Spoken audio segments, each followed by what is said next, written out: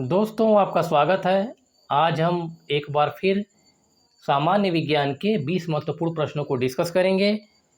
और जैसा कि आपको पता होगा कि यह जो सीरीज है 67 और 68 बीपीएससी को ध्यान में रख के चलाया जा रहा है। और जहां तक संभावना बन रही है 67 बीपीएससी का एग्ज़ाम सितंबर में होने की संभावना है। सितंबर में 20 और 22 सितंबर में को होने की संभावना है। और ऐसा नहीं है कि यह जो सेशन है, यह जो सीरीज चल रहा है केवल बीपीएससी एग्ज़ाम के लिए ही हेल्पफुल है।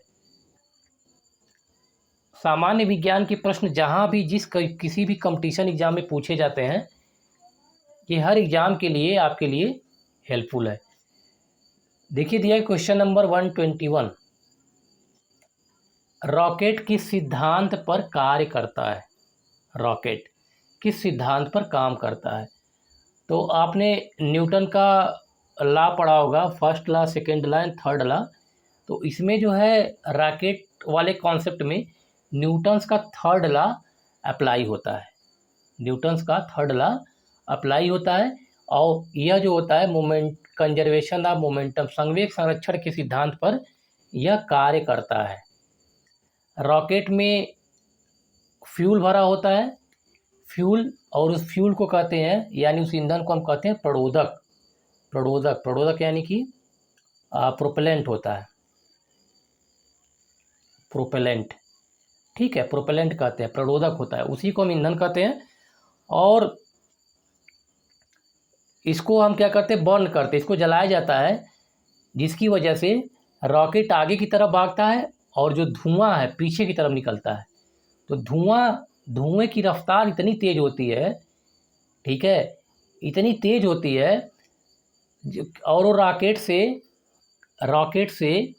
ज़्यादा फोर्सफुल होता है। इसी वजह से रॉकेट क्या होता है, आगे की तरफ निकल जाता है। ठीक है, तो संवेग संरक्षण सिद्धांत पर कार्य करता है। नेक्स्ट वन देखिए, तेजस क्या है।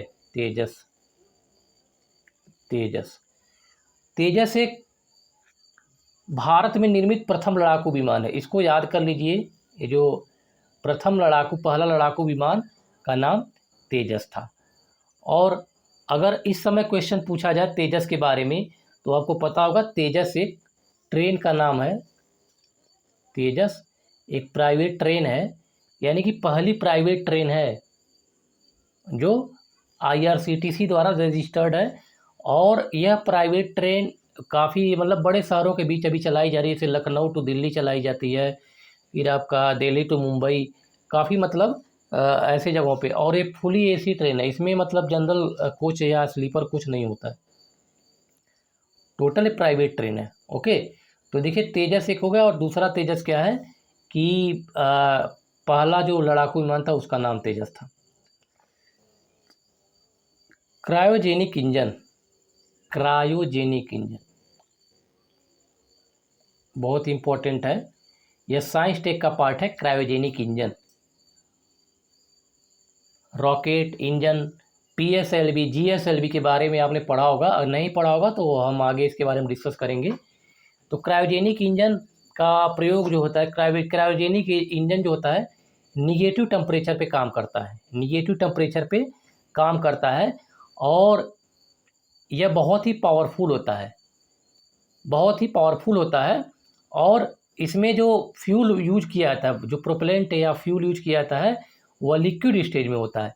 हाइड्रोजन और ऑक्सीजन का प्रयोग हम लिक्विड स्टेज में करते हैं। तो liquid hydrogen and liquid oxygen. Okay, liquid hydrogen और liquid oxygen, option B correct हो जाएगा। बहुत ही कम टेम्परेचर पे काम करता है और बहुत ही पावरफुल होता है।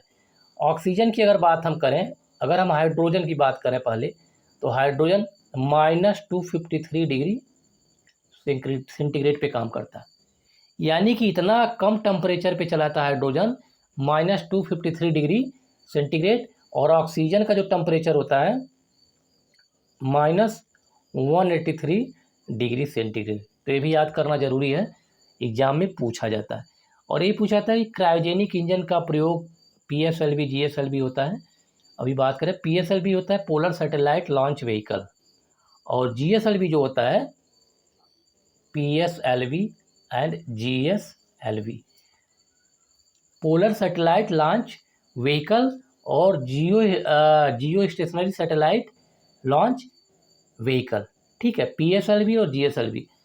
इसमें जो इंजन प्रयोग किया जाता है PSLV GSLV में, 4 स्टेज का इंजन होता है PSLV में, और PSLV में जो इंजन प्रयोग किया इसमें थर्ड स्टेज में, जो इंजन का तीसरा चरण होता है थर्ड स्टेज, उसमें हम क्रायोजेनिक इंजन का प्रयोग करते हैं।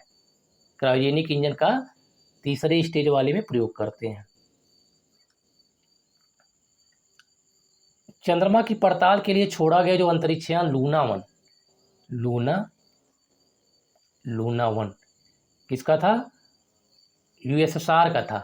उस समय USSR हुआ करता था, आज क्या है आज रूस के नाम से जाना जाता है, ठीक है।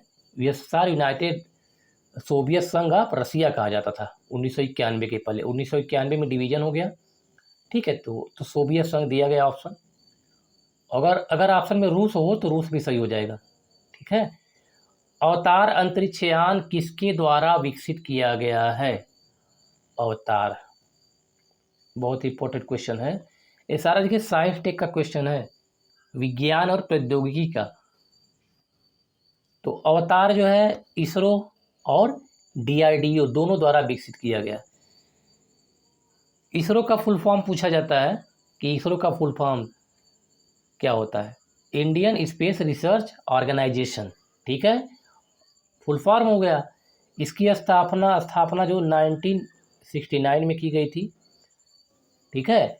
और इसका हेडक्वार्टर कहाँ पे? बेंगलुरु में है। DRDO की बात करें तो DRDO की स्थापना की गई थी 1958 में, याद कर लीजिए, बहुत इंपॉर्टेंट है, 1958 में। और इसका जो हेडक्वार्टर है न्यू दिल्ली में है, ओके। DRDO होता है डिफेंस रिसर्च डेवलपमेंट ऑर्गेनाइजेशन। यह जो है सुरक्षा संबंधी मुद्दों पे काम करता है, जैसे कि मिसाइल लड़ाकू विमान, ठीक है। और यह जो है उपग्रह सैटेलाइट, जो उपग्रह होते हैं उनको स्पेस में भेजने का कार्य करता है, ठीक। इसके बाद देखिए जियो स्टेशनरी, तो ये बहुत इंपॉर्टेंट, इससे बहुत सारे क्वेश्चन आप क्लियर हो गए होंगे। जियो स्टेशनरी ऑर्बिट उसे कहते हैं जैसे कि पृथ्वी है हमारी, तो पृथ्वी क्या है 24 घंटे में एक रोटेशन पूरा करती है। एक रोटेशन मतलब अपनी अक्ष पर, जैसे मान लिया पृथ्वी का ये अक्ष है, ठीक है, और ये अपनी अक्ष पे एक चक्कर पूरा करने में 24 घंटे इसको लगते हैं, ठीक। पृथ्वी को एक चक्कर पूरा करने में 24 घंटे लगते हैं, ठीक। इसे कहते हैं रोटेशन, घूर्णन गति पृथ्वी का। और 365 दिन में यह सूर्य का एक पूरा चक्कर करती है, एक पूरा चक्कर लगाती है। सूर्य का एक पूरा चक्कर लगाने में 365 दिन, उसे कहते हैं परिक्रमण काल कहते हैं, ठीक है। उसे हम मतलब कि परिभ्रमण काल कहते हैं, ठीक है, परिक्रमण काल। तो पूछा गया जियो स्टेशनरी ऑर्बिट में, जैसे यहाँ देखिए परिक्रमण काल लिखा हुआ है, तो इसे कंफ्यूज मत होइएगा, ठीक है, इसे कंफ्यूज मत होइएगा। यह जो है दिया गया जियो स्टेशनरी ऑर्बिट, तो जियो स्टेशनरी यानी अर्थ के रेफरेंस में एक पॉइंट पर यह फिक्स हो जाता है और पृथ्वी के साथ ही यह चक्कर लगाता है। तो पृथ्वी के साथ जब चक्कर लगाएगा तो पृथ्वी एक चक्कर में अपना पूरा समय करती है, एक चक्कर पूरा करने में 24 घंटे का समय लगता है। तो जियो स्टेशनरी जो ऑर्बिट में जो उपग्रह चक्कर लगाएगा वह 24 घंटे में एक चक्कर पूरा करेगा पृथ्वी के साथ ही, ठीक है। तो इसको याद कर लीजिएगा। इसके बाद एक नेक्स्ट क्वेश्चन दिया गया है GSLV, अभी बताया था GSLV, जियो स्टेशनरी सैटेलाइट लॉन्च व्हीकल, ठीक है। क्रायोजेनिक इंजन -डिग्री पे काम करता है, माइनस टेम्परेचर पे। किस चरण में? तो बेटा थर्ड स्टेज में यह लगाया जाता है, क्योंकि पहले दूसरे स्टेज में क्या होगा कि ये इसको प्रोपेल करेगा, इसको आगे बढ़ने के लिए प्रेरित करेगा। तो रॉकेट आगे निकल जाता है। जब अर्थ का ऑर्बिट छोड़ करके इसको बाहर जाना होता है, अर्थ का ऑर्बिट छोड़ करके, तब क्या होता है, यह इसमें थर्ड स्टेज में ज़्यादा एनर्जी की आवश्यकता होती है तीसरे चरण में, इसलिए इसका उपयोग जो होता है थर्ड स्टेज में किया जाता है।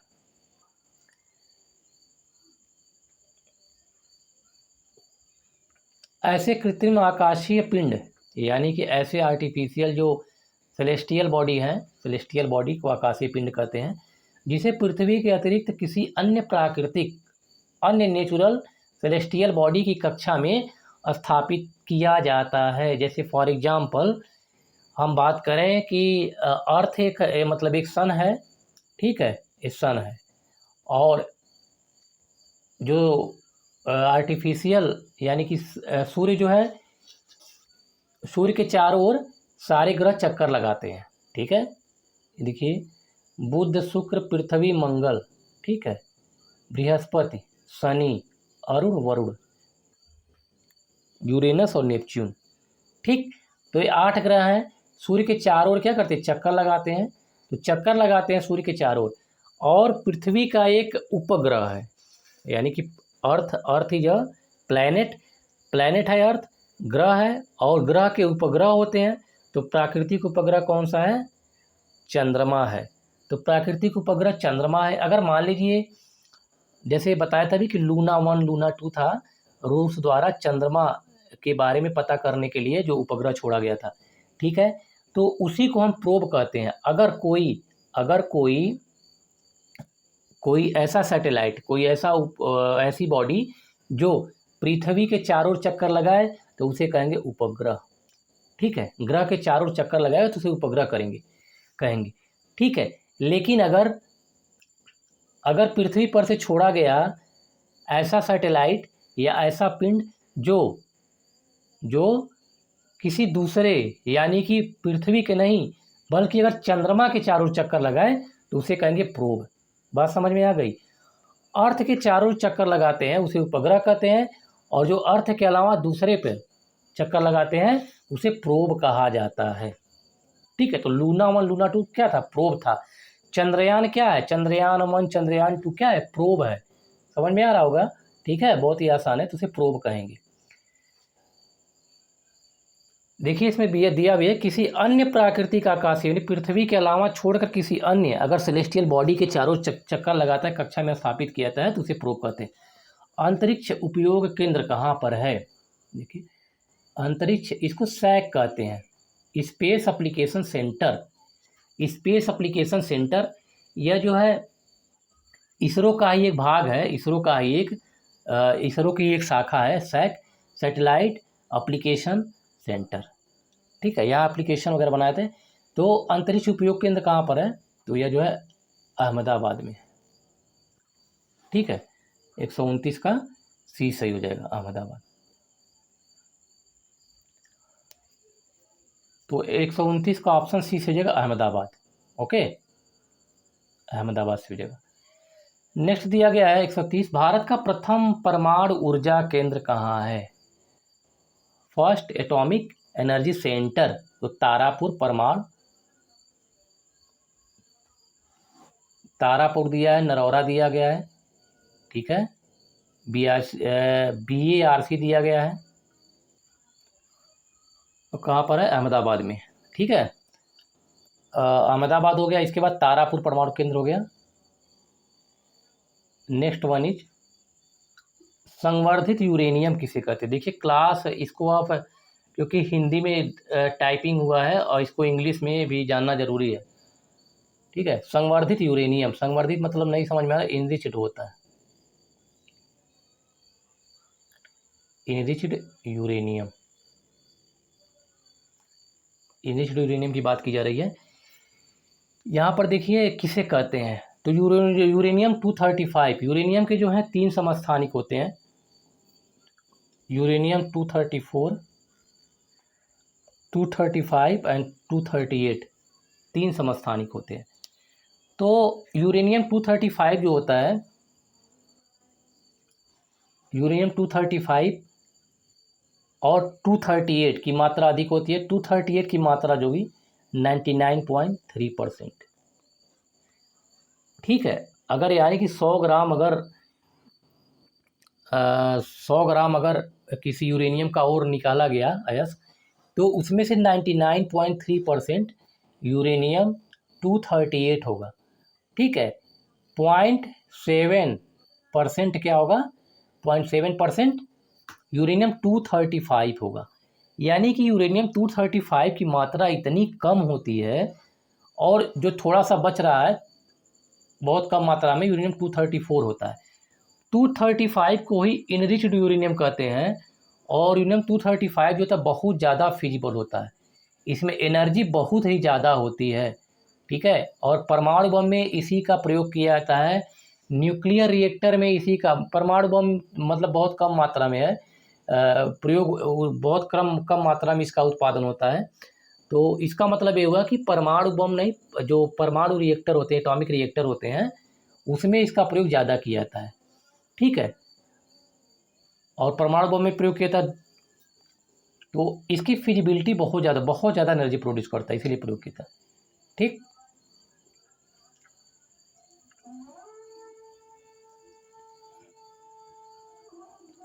कौन सा पारिस्थितिकी तंत्र, इकोसिस्टम के बारे में पूछ रहा है, इकोसिस्टम कौन सा जो है सर्वाधिक क्षेत्र में, पहले डिस्कस किया है इसके पहले, जो एक्वेटिक इकोसिस्टम है।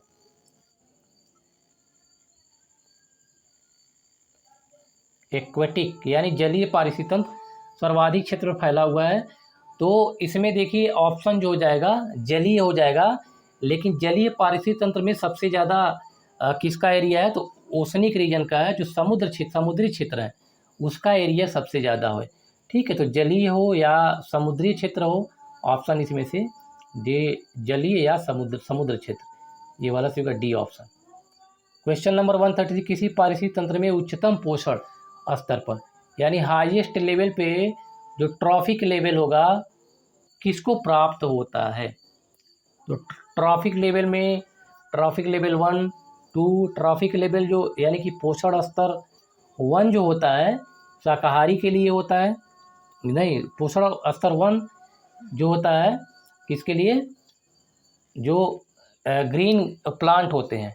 ठीक है, T1, T2 जो शाकाहारी जंतु होते हैं, T3 जो शाकाहारी जंतु खाते हैं, T4, T5 में क्या होगा, मांसाहारी या सर्वाहारी आ जाएंगे। ठीक है, तो पूछा जा रहा है कि उच्चतम पोषण स्तर पे किसको मतलब क्या है, तो सर्वाहारी, ऑप्शन सी इज करेक्ट, सर्वाहारी होगा। क्वेश्चन नंबर 134, इकोसिस्टम पारिस्थितिकी तंत्र में डीडीटी का समावेश होने के बाद कौन जीव संभवतः सर्वाधिक प्रभावित होगा। डीडीटी का full form diphenyl dichloro trichloro ethane.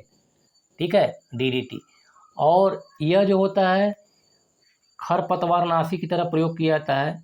ठीक है, पेस्टिसाइड के रूप में, और क्या करता है यह, पेस्टिसाइड का प्रयोग किया जाता है, और उसके माध्यम से कहीं ना कहीं यह फूड में यानी कि जो भोजन में शामिल हो जाता है, खेतों में छिड़काव करने की वजह से, या कहीं ना कहीं जो धान या गेहूं के माध्यम से जो फूड चेन में, खाद्य श्रृंखला में यह शामिल हो जाता है।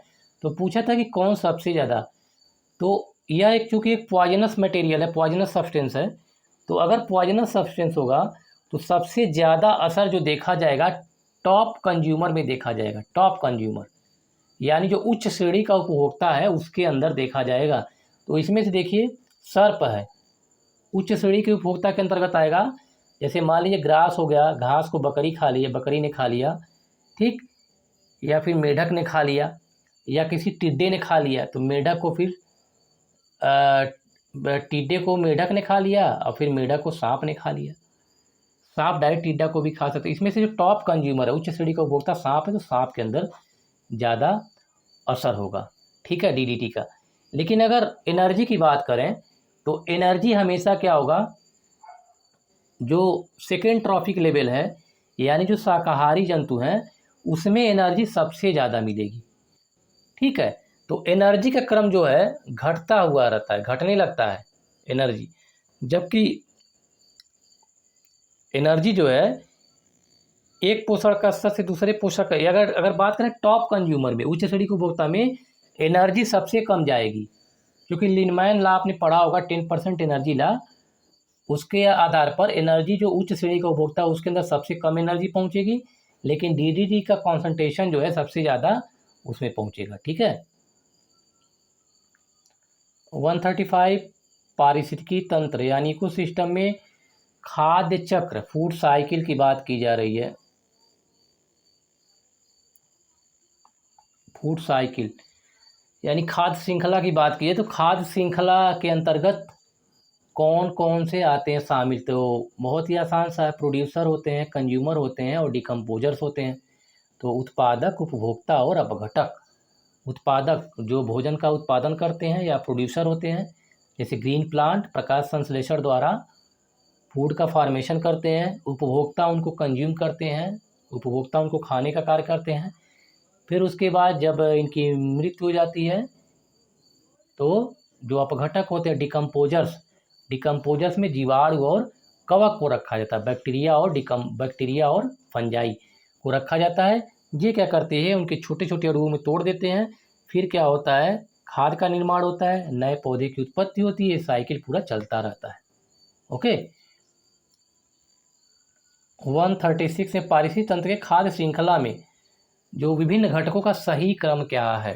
तो सबसे पहले शाकाहारी जंतु होगा या घास होगा। ठीक है, तो देख लेते हैं। घास को चूहा खाएगा, चूहे को सांप, सांप को बाज खा सकता है।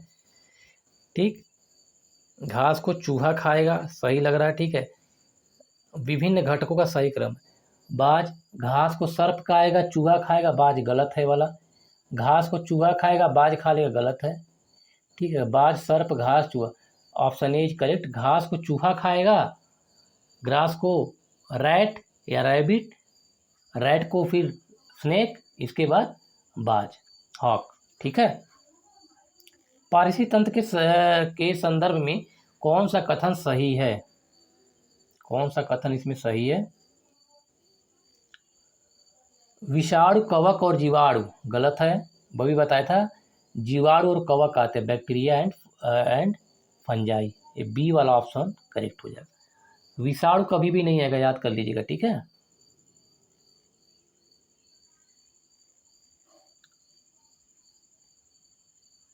घास स्थल में ऊर्जा का पिरामिड 3 प्रकार का होगा। एक पिरामिड ऑफ नंबर होता है, जीव संख्या का पिरामिड। तो जीव संख्या का पिरामिड में जैसे मान लीजिए किसी जीव की संख्या अधिक है तो नीचे रहेगा, उससे कम है ऊपर, उससे कम ऊपर, और टॉप पर सबसे कम होगा। ठीक है, तो जीव संख्या के आधार पे। उसके बाद होता है pyramid of biomass, pyramid of number, pyramid of biomass होता है जीव भार का पिरामिड।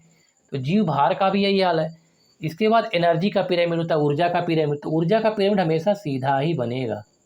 ठीक है, क्योंकि एनर्जी जो है नीचे से ऊपर जाने पर कम होने लगती है। जैसे ग्रास है, घास को चूहे ने खाया, ठीक है, चूहे में एनर्जी सबसे ज़्यादा।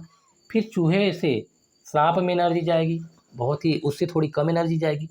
ठीक है, तो ये वाला होता है। तो इसमें जैवमंडल में जैविक और ऊर्जा का पिरामिड हमेशा सीधा बनेगा, ऑलवेज अपराइट होगा, इन्वर्टेड कभी नहीं होगा।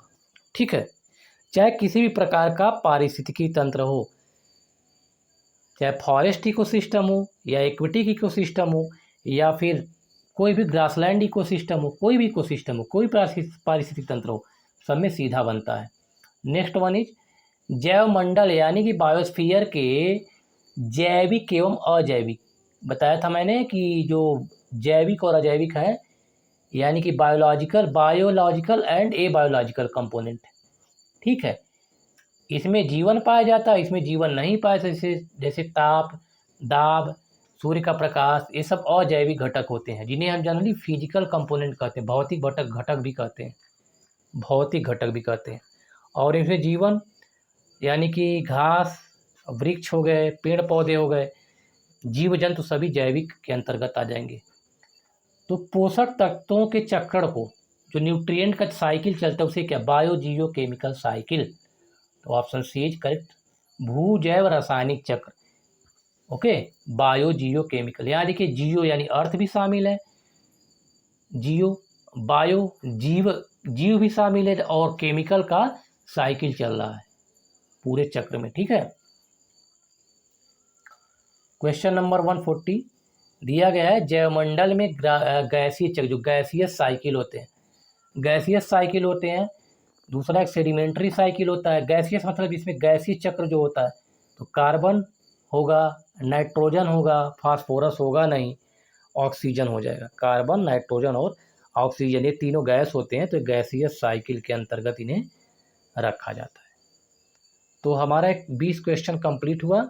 नेक्स्ट सेशन में हम फिर 20 क्वेश्चन के साथ हाजिर होंगे। आप अपनी तैयारी अच्छे से करते रहिए डेली रेगुलर बेसिस पे। अगर आप प्रैक्टिस सेट, साइंस का प्रैक्टिस सेट सॉल्व कर लेते हैं तो आपका मतलब 30 क्वेश्चन साइंस से पूछा जाता है, कोई कम नहीं, 20% है, 20% कवर करता है। और अगर आप इसको कवर कर लेते हैं तो आसानी से आपके सिलेक्शन के चांस जो हैं बढ़ जाएंगे।